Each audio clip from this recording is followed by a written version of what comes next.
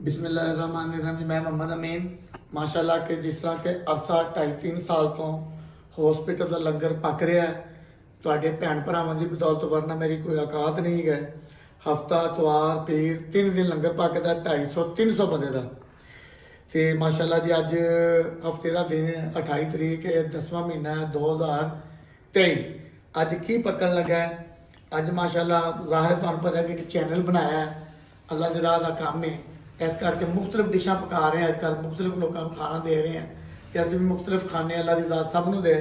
ਇਹਦੇ ਵਿੱਚ ਕਿਹੜੀ ਕਿਹੜੀ ਚੀਜ਼ ਪੱਕਣ ਲੱਗੀ ਜੀ? ਅੱਜ ਜੀ ਗੋਭੀ, ਆਲੂ ਤੇ ਮਟਰ।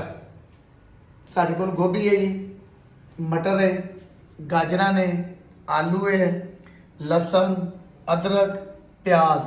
ਮਟਰ ਇੰਨੇ ਕਿ ਮਹਿੰਗੇ ਨੇ, ਇੰਨੇ ਕਿ ਮਹਿੰਗੇ ਕਿ 500 ਰੁਪਏ ਕਿਲੋ। ਇਸ ਤੋਂ ਇਲਾਵਾ ਹੋਰ ਕੀ ਚੀਜ਼ਾਂ ਨੇ ਜੀ?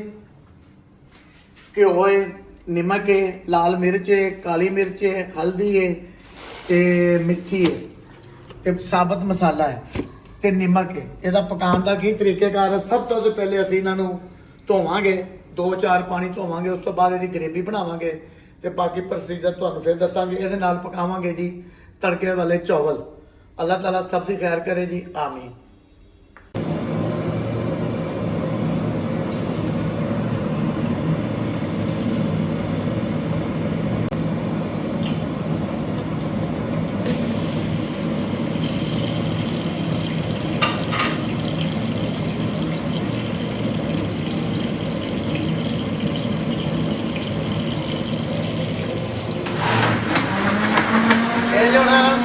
अदरक, लसन ते हरी मिर्च का पेस्ट के टमाटर वगैरह नहीं पैंते सब्जी के।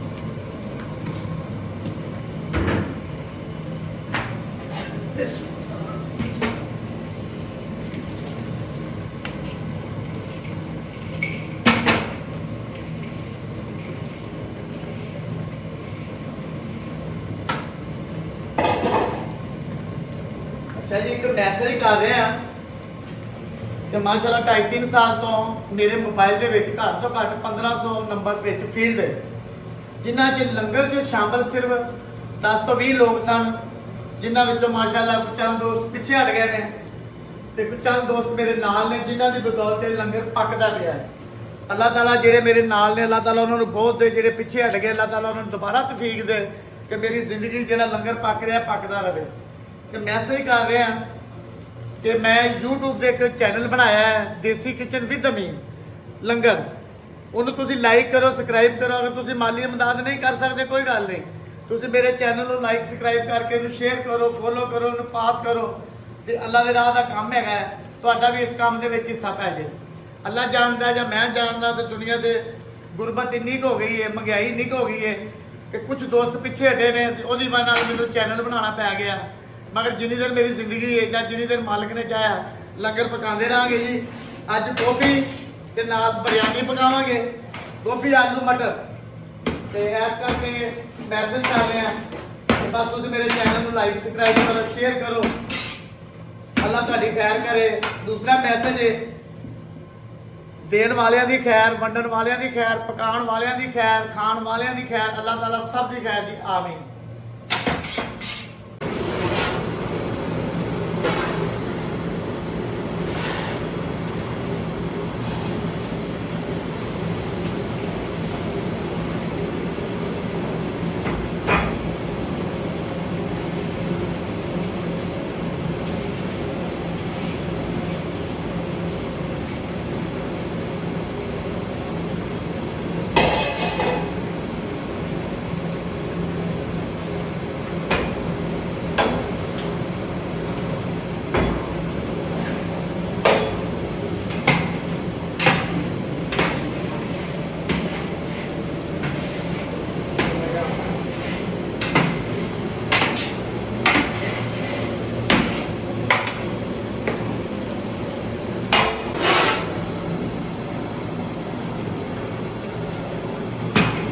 ਅੱਛਾ ਜੀ, ਇਹਨਾਂ ਨੂੰ ਅਸੀਂ 40 ਤੋਂ 45 ਮਿੰਟ ਅਸੀਂ ਦਮ ਲਾਵਾਂਗੇ।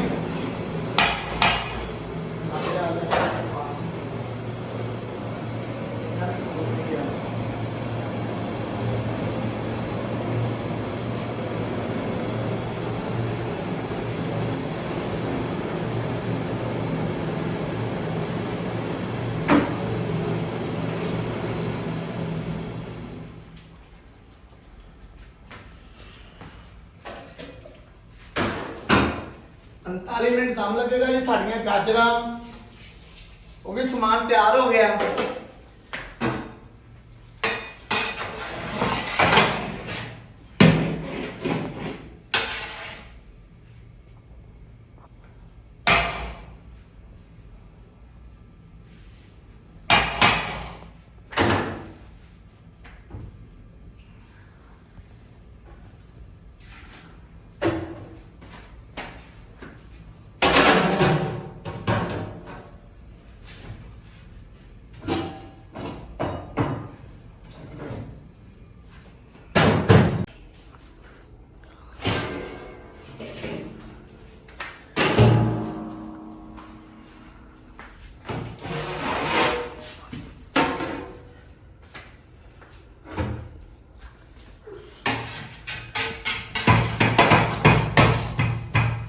माशाल्लाह 40 ਤੋਂ 45 ਮਿੰਟ ਹੋ ਗਏ ਨੇ।